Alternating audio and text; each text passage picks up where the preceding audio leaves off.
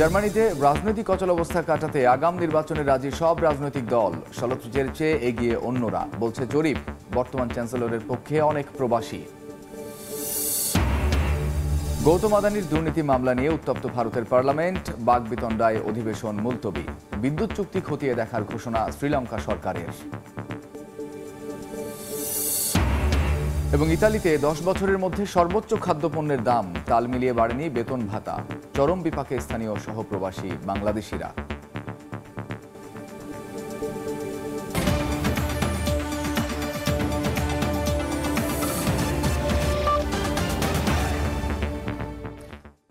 আন্তর্জাতিক সময়ের সঙ্গে আছি আমি কামরুজ্জামান মামুন।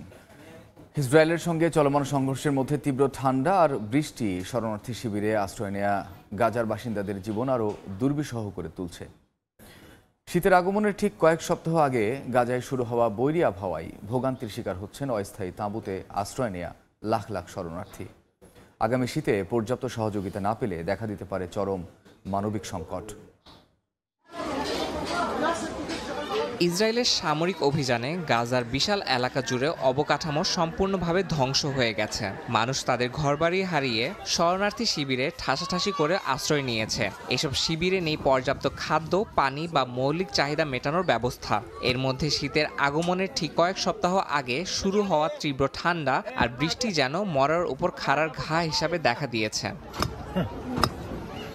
মানবাধিকার সংস্থাগুলো বলছে গাজায় ত্রাণ সরবরাহ কার্যক্রম মারাত্মকভাবে ব্যাহত হয়েছে। খাবার, পানি এবং ওষুধের মতো জরুরি পণ্যের অভাবে দেখা দিয়েছে চরম মানবিক সংকট। এর সঙ্গে যুক্ত হয়েছে তীব্র ঠান্ডা। পর্যাপ্ত গরম পোশাক বা নিরাপদ আশ্রয়ের ব্যবস্থা না থাকায় পরিস্থিতি আরও জটিল হয়ে উঠেছে।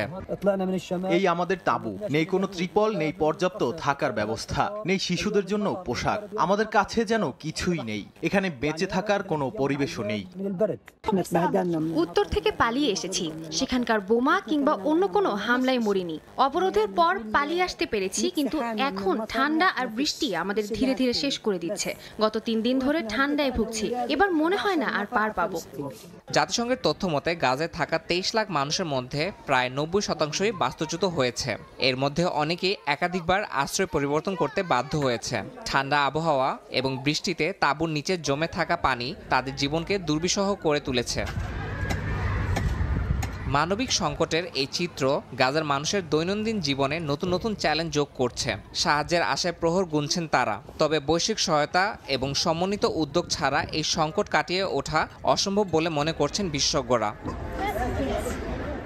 ইয়াসিন মোহাম্মদ জিসান, সময় সংবাদ।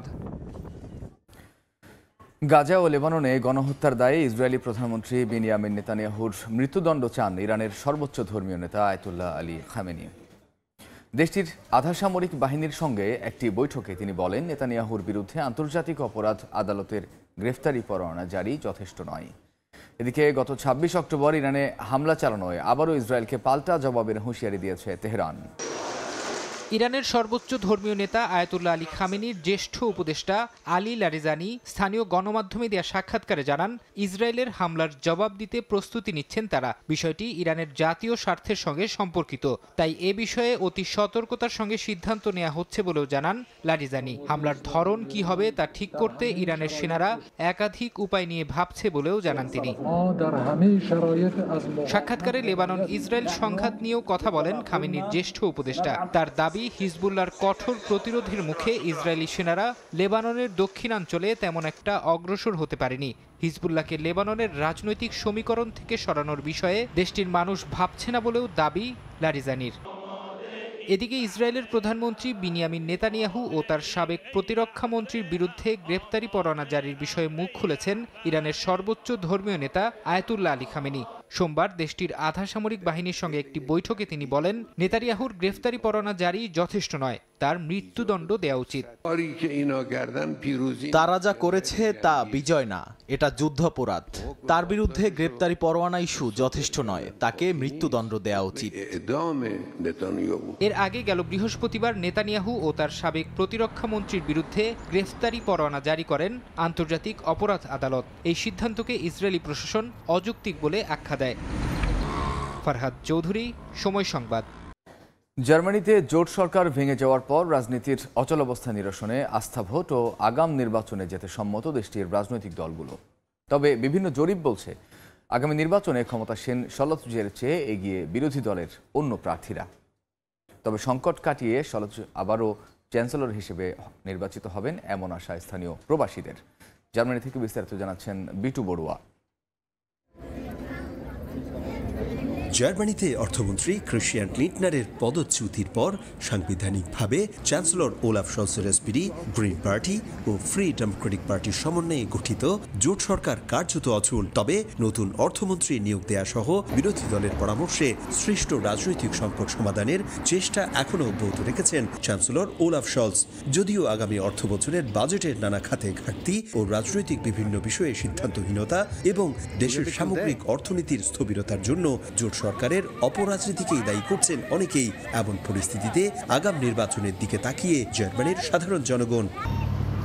রাজনীতির মাঠে তো বটেই, সব মহলে এখন আলোচনার বিষয় আগামী বছরের ফেব্রুয়ারিতে নির্বাচন হলে কে হবেন নতুন জার্মান চ্যান্সেলর। সাম্প্রতিক সময়ে সরকারি বেসরকারি বিভিন্ন সংস্থার করা জরিপ বলছে জনপ্রিয়তার সবচেয়ে তলানিতে অবস্থান চ্যান্সেলর শলসের। এমনকি নিজ দলের প্রতিরক্ষা মন্ত্রী বরিস পিস্টোরিয়াসও তার চেয়ে জনপ্রিয়তায় কয়েক গুণে গিয়ে। তবে পিস্টোরিয়াস চ্যান্সেলর হিসেবে প্রতিদ্বন্দ্বিতা করবেন না এমন ঘোষণা দেওয়ার পর থেকে সব সংকট সমাধান করে শলস আবারও চ্যান্সেলর পদে আসীন হবেন বলে আশা স্থানীয় সহ প্রবাসীদের। শলস সরকার হচ্ছে জার্মানিতে বিভিন্ন অভিবাসী আনার জন্য তাদের খুবই গুরুত্বপূর্ণ অবদান রয়েছে। তো আমার মনে হয় তাদের যে সংকট আছে তারা খুব সহজেই কাটিয়ে উঠবেন। ওরা যে আগাম নির্বাচনের ইস্যুটা নিয়ে এসছে সামনে, তো আমার মনে হয় ওইটা করলেই ওদের জন্য বেটার হয়। এটা হইলে তখন আগামী মেইন ইলেকশনের জন্য যে লম্বা জার্নিটা আছে 1 ইয়ারের, এটা ওরা কভার দিতে পারবে। এদিকে জার্মানির রুশ ইউক্রেন যুদ্ধে জড়িয়ে পড়া সামগ্রিক অর্থনীতিকে বেহাল দশার দিকে ঠেলে দেয়া, সাধারণ জনগণের নানা চাওয়াকে এড়িয়ে যাওয়া, জ্বালানি অভিবাসী ইস্যু সহ নানা বিষয়ে ওলাফ শলসের উপর মনক্ষুণ্ণতা বাড়ছে সব মহলেই। এমন পরিস্থিতিতে সংসদে বিরোধী দল সিডিইউ থেকে ফ্রিডরিশ মেয়ার্জ, গ্রিন পার্টির বর্তমান ভাইস চ্যান্সেলর রবার্ট হাবেক, কট্টর ডানপন্থী রাজনৈতিক দল অল্টারনেটিভ ফর ডয়েচল্যান্ড এএফডির প্রার্থী এলিস ভাইডেলকে এগিয়ে রাখছেন অনেকেই। তবে নির্বাচনের আগে জনগণের মাঝে স্বস্তি ফিরিয়ে আনবেন শলস এমন আশা জার্মানদের। রাষ্ট্র যে কোনো মুহূর্তে যে কোনো সংকটে পড়তেই পারে, তবে সংকট গভীর হওয়ার আগেই তার নিরসনে সকল রাজনৈতিক দল তো বটেই, সর্বস্তরের সবাইকে সহযোগিতার হাত বাড়িয়ে দেওয়ার আহ্বান রাষ্ট্রবিজ্ঞানীদের। তাই জার্মানির স্থিতিশীলতা রক্ষায় আগাম ভোট এবং চাওয়া পাওয়া পূরণ করবেন চ্যান্সেলর শলস এমন প্রত্যাশা সাধারণ মানুষের। জার্মানি থেকে বিটু বড়ুয়া, সময় সংবাদ। গৌতম আদানির দুর্নীতি মামলা নিয়ে উত্তপ্ত ভারতের পার্লামেন্ট। সোমবার বাকবিতণ্ডায় মুলতবি করা হয় অধিবেশন। ইস্যুটি নিয়ে বিজেপির সঙ্গে আলোচনার প্রস্তাব দেন কংগ্রেসের সভাপতি মল্লিকার্জুন খাড়গে। এদিকে আদানির সঙ্গে বিদ্যুৎ চুক্তি খতিয়ে দেখার কথা জানিয়েছে শ্রীলঙ্কাও। গেল সপ্তাহে বিদ্যুৎ প্রকল্প পেতে সরকারি কর্মকর্তাদের ঘুষ দেওয়ার অভিযোগে মার্কিন আদালতে অভিযুক্ত হন ভারতের ধনকুবের গৌতম আদানি। এরপর থেকে তার বিরুদ্ধে একের পর এক জালিয়াতির খবর সামনে আসে। ভারতের ক্ষমতাসীন দল বিজেপি চুপ থাকায় আদানি কেলেঙ্কারির সঙ্গে জড়িয়ে যায় দলটির নাম। এ নিয়ে বেশ কয়েকদিন ধরে পার্লামেন্টে আলোচনার আহ্বান জানায় বিরোধী দলগুলো, তবে নিয়ম না থাকায় অনুমতি মেলেনি। সোমবার দেশটির পার্লামেন্টে আদানির দুর্নীতির মামলা নিয়ে আলোচনার প্রস্তাব দেন কংগ্রেসের সভাপতি মল্লিকার্জুন খাড়গে। এরপরেই শুরু হয় বিশৃঙ্খলা। বাকবিতণ্ডায় জড়িয়ে পড়েন আইন প্রণেতারা। উত্তেজনা বাড়তে থাকায় মুলতবি করা হয় পার্লামেন্ট। বিরোধী রাজনৈতিক দলগুলো, বিশেষ করে কংগ্রেস, আদানি এবং নরেন্দ্র মোদীর মধ্যে সম্পর্ক নিয়ে দীর্ঘদিন ধরেই সমালোচনা করে আসছে। কংগ্রেস সভাপতির দাবি, আদানির জন্য বিশ্ব দরবারে ভারতের ভাবমূর্তি ক্ষুণ্ণ হতে পারে। আজ जो सदन अडजर्न हुआ, इसकी वजह क्या थी मुझे तो मालूम नहीं था। हमने तो 267 के तहत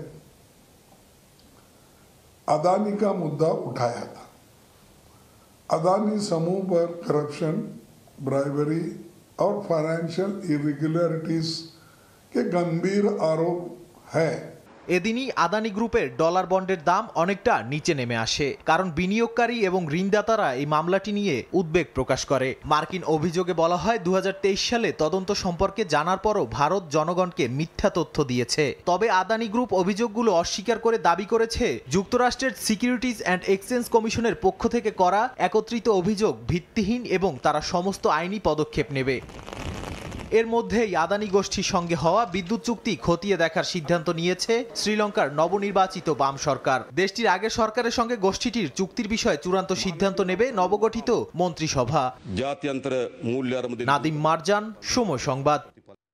অবৈধ অভিবাসীদের তাড়ানোর ডোনাল্ড ট্রাম্পের পরিকল্পনায় সমর্থন দিচ্ছেন বড় সংখ্যক মার্কিন। সংবাদ মাধ্যম সিবিএস-এর এক জরিপ বলছে ট্রাম্পের বিতর্কিত নির্বাচনী ইশতেহারে সমর্থন আছে খোদ 57% মার্কিন জনগোষ্ঠীর। যদিও এই পরিকল্পনার বিপক্ষে নিজেদের মতামত জানিয়েছেন 43% মানুষ। ক্ষমতায় এলে অবৈধ অভিবাসীদের গণহারে দেশ থেকে তাড়াবেন। নবনির্বাচিত মার্কিন প্রেসিডেন্ট ডোনাল্ড ট্রাম্পের অন্যতম এই নির্বাচনী প্রতিশ্রুতি নিয়ে গেল কয়েক মাস ধরেই চলছে নানা আলোচনা সমালোচনা। এ বিষয়ে জারি ছিল ডেমোক্র্যাটদের প্রতিবাদও। তবে মার্কিন সংবাদ মাধ্যম সিবিএস-এর করা এক জরিপে উঠে আসে নতুন এক তথ্য। দেখা যায় ট্রাম্পের এই বিতর্কিত নির্বাচনী ইশতেহারে সমর্থন আছে খোদ 57% মার্কিন জনগোষ্ঠীর, আর সমর্থন নেই 43% মানুষের। রোববার প্রকাশিত এই জরিপে আরও দেখা যায় 55% মার্কিন ট্রাম্পের এই পরিকল্পনায় উচ্ছ্বাস প্রকাশ করেছেন। প্রতিবেদনে ট্রাম্পের কাছে কমলা হ্যারিসের পরাজয়ে বিশাল সংখ্যক বাসিন্দাদের সন্তুষ্টির বিষয়টিও উঠে আসে। তবে 44% বাসিন্দা ট্রাম্পের এই পরিকল্পনায় খুশি নন বলে জানা যায়। নির্বাচনের আগে ট্রাম্প জানিয়েছিলেন ক্ষমতায় এলে তিনি এলিয়েন এনিমিজ 1798 আইনটি বহাল করবেন। এই আইনে যুক্তরাষ্ট্র থেকে সব গ্যাং সদস্য, মাদক চোরাকারবারি ও কার্টেল সদস্যদের তাড়ানোর কথা বলা হয়েছে। আইনটির ক্ষমতা বলে অভিবাসী সংক্রান্ত আইনি সিদ্ধান্তে প্রেসিডেন্টের কর্তৃত্ব থাকে। তবে সমালোচকরা বলছেন এই আইনটি শুধুমাত্র যুক্তরাষ্ট্রের সঙ্গে অন্য দেশের যুদ্ধ চলাকালেই প্রযোজ্য। যুক্তরাষ্ট্রের বিভিন্ন স্থানে 1 কোটি থেকে 3.5 কোটি অবৈধ অভিবাসী বাস করে। দেশটির নিরাপত্তার জন্য হুমকিস্বরূপ এমন অভিবাসীদেরই শুরুতে তাড়ানো হবে বলে জানা যায়। যদিও এর সমালোচনা করে কমলা হ্যারিস বলেন এই পরিকল্পনা পরিবারগুলোকে ভেঙে ফেলবে। তবে পাল্টা জবাবে দেশটির অভিবাসন কর্মকর্তা টম হোমান বলেছেন পরিবার সহ অভিবাসীদের নিজ দেশে পাঠানো হবে। কাকুলি আখতার, সময় সংবাদ। ভয়াবহ দূষণের কবলে ভারতের দিল্লি। সোমবার শহরটির বায়ু দূষণের তালিকায় শীর্ষে অবস্থানে ছিল। সমালোচনা চললেও খড় পোড়ানো বন্ধ রাখেনি পাঞ্জাবের কৃষকরা। যদিও পর্যাপ্ত সরকারি সহায়তার অভাবে এমন করতে বাধ্য বলে অভিযোগ তাদের। অনেক শিক্ষার্থীর অনলাইন ক্লাস করার সীমাবদ্ধতা থাকায় সশরীরে ক্লাস নেয়ার রায় দিয়েছে দেশটির সুপ্রিম কোর্ট। প্রথম দেখায় মনে হতে পারে কোনো দাবানল, যদিও এটা ভারতের পাঞ্জাবের ফসলি জমির দৃশ্য। বায়ু দূষণের কারণে যখন হিমশিম অবস্থা দিল্লিবাসীর, তখন কৃষকদের এমন কর্মকাণ্ড সমালোচনার জন্ম দিচ্ছে। যদিও নিজেদের এই কর্মের জন্য সরকারকে দায়ী করেন তারা। বলেন পর্যাপ্ত সরকারি সহায়তার অভাবে বর্জ্য অপসারণে বাধ্য হয়ে খড় পোড়াচ্ছেন। देखो किसान दा पराली नूं अग लाउणा वैसे मजबूर है। ओवरऑल दी हालत देखो करजई आ, इन्नी महंगी मशीनरी যে সরকার সাবসিডি नहीं দেন্দি हैगी। স্থানীয় সময় সোমবারও বায়ু দূষণের শীর্ষে ছিল ভারতের দিল্লি। এদিন শহরটির বাতাসের গুণমান সূচকে বায়ু দূষণের মাত্রা ছিল 688। বিষাক্ত কালো ধোঁয়ায় নিঃশ্বাস নিতে কষ্ট হচ্ছে স্থানীয় বাসিন্দাদের। এছাড়া শহরটিতে ধোঁয়াশায় প্রতিনিয়ত বাড়ছে সড়ক দুর্ঘটনার ঝুঁকি। बच्चों की पढ़ाई का नुकसान हो रहा है, लोग मॉर्निंग वॉक पे नहीं जा पा रहे हैं, सांस लेने में मुश्किल हो रही है। गवर्नमेंट को इसके लिए कुछ करना चाहिए। দিল্লির সব ছাত্রছাত্রীর বাসায় এয়ার পিউরিফায়ার নেই, তাই স্কুল কলেজ বন্ধ রেখে তেমন কোনো লাভ হচ্ছে না বলে শিগগিরই সশরীরে ক্লাস নেওয়ার পক্ষে রায় দিয়েছেন দেশটির সুপ্রিম কোর্ট। এছাড়া অনেক শিক্ষার্থীর কাছে অনলাইন ক্লাস করার মতো পর্যাপ্ত ব্যবস্থা নেই বলে উল্লেখ করে এই রায় দেওয়া হয়। আবার অনেক নিম্ন আয়ের পরিবারের ছেলেমেয়েরা স্কুলের মিড ডে মিল থেকেও বঞ্চিত হওয়ায় দ্রুতই স্কুল কলেজ খোলার নির্দেশ আদালতের। এদিকে দিল্লির ভয়াবহ দূষণ পরিস্থিতি সামলাতে ব্যর্থ হওয়ায় দিল্লির পুলিশ কমিশনারের বিরুদ্ধে ব্যবস্থা নিতে পারে সুপ্রিম কোর্ট। জিআরএপি পরিকল্পনা অনুযায়ী দিল্লির অভ্যন্তরে ট্রাক প্রবেশে বাধা দিতে মাত্র 21টি চেকপয়েন্টে পুলিশ মোতায়েন করেছে দিল্লি পুলিশ, যেখানে পুরো শহরে চেকপয়েন্ট থাকার কথা ছিল। মালিহা সুরবার্দি, সময় সংবাদ। ইতালিতে খাদ্যপণ্যের দাম গেল 10 বছরের তুলনায় এবার রেকর্ড পরিমাণ বেড়েছে। তবে সেই অনুপাতে বাড়েনি দেশটিতে বসবাসরত মানুষের বেতন ভাতা। এ অবস্থায় নির্দিষ্ট আয়ের প্রবাসী বাংলাদেশিরা পড়েছেন চরম বিপাকে। ইতালি থেকে হাসান মাহমুদের রিপোর্ট। করোনা মহামারী চলাকালেও ইতালিতে বসবাসকারী বিদেশি কিংবা দেশের নাগরিকদের এমন হতাশায় দিন কাটেনি। জিনিসপত্রের দাম দিন দিন বেড়েই চলেছে, বিশেষ করে খাদ্যপণ্যের দাম যেন ধরাছোঁয়ার বাইরে। ইতালির নাগরিকদের প্রধান খাদ্য পাস্তা, আটা, ময়দা, চাল, বিস্কুট কিংবা তেলের দাম যেমন বেড়েছে তেমনি বেড়েছে মাছ, মাংস, শাকসবজি থেকে শুরু করে সব ধরনের নিত্যপণ্যের মূল্য। প্রবাসী বাংলাদেশিদের অভিযোগ, জিনিসপত্রের দাম বাড়লেও বাড়েনি মানুষের আয়। এই অবস্থায় সংসার চালাতে হিমশিম খেতে হচ্ছে অনেককে। বর্তমানে সবকিছুর দামই ঊর্ধ্বমুখী। আগে যেমন চাল আমরা 1 টাকা 80 থেকে 90 সেন্ট করে বিক্রি করতাম, এখন 2.5 ইউরোর নিচে বিক্রি করা যায় না। কাজ তো একই আছে, বেতন একই আছে, কিন্তু জিনিসপত্রের দাম তো ঊর্ধ্বগতি। এই অবস্থায় আসলে মানুষ যে চলবো বা ফিরবো কষ্ট হয়ে যাবে। ইতালির কনজিউমার্স অ্যাসোসিয়েশন বলছে বিগত 10 বছরের মধ্যে এবার পাস্তার দাম বেড়েছে শতকরা 84%, তেলের দাম 81%, বিস্কুট 64% ও চাল, আটা, ময়দার দাম বেড়েছে 52%। রাজধানী রোমের কাঁচা বাজারগুলোতে শাকসবজি সহ অন্যান্য সব পণ্যের দামও ঊর্ধ্বমুখী। এই অবস্থায় সামনের দিনগুলোতে প্রবাসী বাংলাদেশিদের পরিবার পরিজন নিয়ে বাস করা অনেকটাই কঠিন হয়ে পড়বে বলে মত অনেকের। ইতালির রোম থেকে হাসান মাহমুদ, সময় সংবাদ। ভারী তুষারপাতে বিপর্যস্ত চীনের উত্তরাঞ্চল, সে সঙ্গে মারাত্মক আকার ধারণ করেছে শৈত্যপ্রবাহ। তীব্র তুষারপাতে ব্যাহত হচ্ছে যান চলাচল। এরই মধ্যে চীনের বেশ কয়েকটি প্রদেশে সতর্কতা জারি করেছে দেশটির আবহাওয়া অধিদপ্তর। তবে আগামী 2-3 দিনে তাপমাত্রা আরও কমতে পারে বলে ধারণা করছেন সংশ্লিষ্টরা। ভয়াবহ তুষারপাত ও তীব্র শৈত্যপ্রবাহে বিপর্যস্ত চীনের উত্তরাঞ্চল। দেশটির উত্তর জিনজিয়াং প্রদেশে উইঘুর অধ্যুষিত অঞ্চলের কিছু অংশে গত কয়েকদিনে ব্যাপক তুষারপাতের পাশাপাশি তাপমাত্রাও মারাত্মকভাবে কমেছে। গাংশু প্রদেশে 16 সেন্টিমিটার পুরু বরফের স্তর জমেছে। একই অবস্থা দেশটির কিংহাই, হেইলংজিয়াং প্রদেশ সহ মধ্যাঞ্চলের মঙ্গোলিয়া অঞ্চলেও। ভারী তুষারপাতের কারণে যানবাহনের পাশাপাশি বিমান চলাচলও ব্যাহত হচ্ছে। এরই মধ্যে বেশ কিছু যাত্রীবাহী ট্রেন চলাচল স্থগিত করেছে রেলওয়ে কর্তৃপক্ষ। এছাড়া সড়কে যাত্রীদের নিরাপত্তা নিশ্চিতে টহল বাড়িয়েছে স্থানীয় প্রশাসন।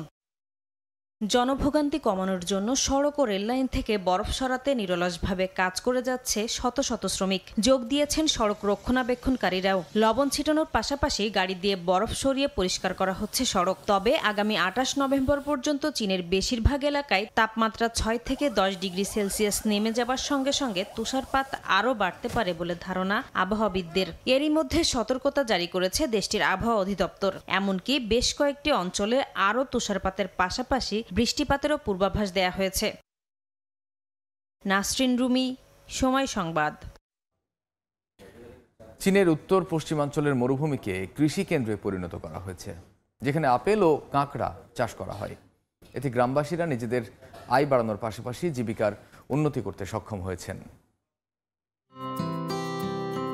শত শত লাল টকটকে সতেজ আপেল ঝুলে আছে চীনের উত্তর পশ্চিমাঞ্চলের একটি কৃষি জমিতে। এখান থেকে বাছাই করে তুলে বাক্সে ভরা হচ্ছে, নিয়ে যাওয়া হবে বিক্রির জন্য। তবে এই সুন্দর কৃষি জমিটি আগে ছিল মরুভূমি। চীনের উত্তর পশ্চিমাঞ্চলের কৃষকরা নিজেদের প্রচেষ্টার মাধ্যমে ধুধু প্রান্তরকে কৃষি জমিতে পরিণত করতে সক্ষম হয়েছেন। আপেলের পাশাপাশি এই কৃষি জমিতে কাঁকড়াও চাষ করা হয়। সূর্যের আলো পড়ার কারণে ফসল উৎপাদন ভালো হয় বলে জানায় বাগানের কৃষকরা। এবছর শুধুমাত্র আপেল বিক্রয়ের মাধ্যমে প্রায় $2 বিলিয়ন আয় করার আশা করছেন সংশ্লিষ্টরা। আমরা ভাবিনি যে তারা এত ভালোভাবে বেড়ে উঠবে। আমরা কাঁকড়া চাষ শুরু করেছি, যেখান থেকে মানুষ অর্থ উপার্জন করতে পারবে। আগে আমরা মাছ চাষ করতাম, কিন্তু কাঁকড়ার কথা ভাবিনি। যেহেতু এটি একটি নতুন প্রজাতি, তাই আমরা ভেবেছিলাম এটি চাষ করা কঠিন হবে। এটি টিকবে কিনা তাও আমরা জানতাম না। প্রথমে লবণাক্ত পানিতে কাঁকড়া উৎপাদন করা যাবে কিনা তা নিয়ে সন্দেহে ছিলেন কৃষকরা। তবে চাষ শুরুর পর বোঝা গেল এলাকাটির আবহাওয়া এবং লবণাক্ত পানি কাঁকড়া উৎপাদন বৃদ্ধিতে সহায়তা করেছে। এই সাফল্য স্থানীয়দের আত্মবিশ্বাস বাড়ানোর পাশাপাশি আরও কঠোর পরিশ্রম করে অর্থ উপার্জন করতে প্রেরণা জুগিয়েছে বলে জানানো হয়। অর্চিতা শেহজিন, সময় সংবাদ। আন্তর্জাতিক সময়ের শীর্ষ সংবাদ জানিয়ে দিচ্ছি আরেকবার। এবং গৌতম আদানির দুর্নীতি মামলা নিয়ে উত্তপ্ত ভারতের পার্লামেন্ট, বাকবিতণ্ডায় অধিবেশন মুলতবি, বিদ্যুৎ চুক্তি খতিয়ে দেখার ঘোষণা শ্রীলঙ্কা সরকারের।